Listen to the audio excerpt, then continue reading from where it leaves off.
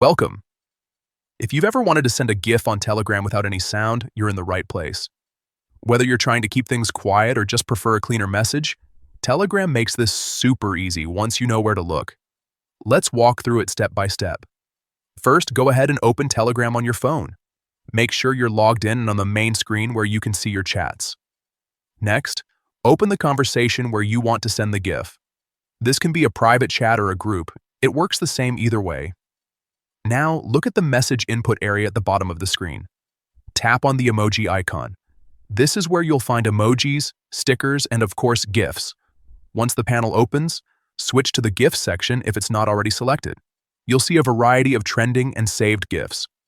Take a moment to browse or search for the one you want to send. Here's the key step. Instead of just tapping the GIF, tap and hold on it.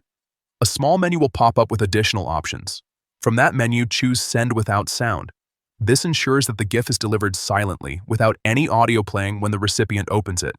And that's it. Your GIF will be sent exactly how you want. No sound, no distractions.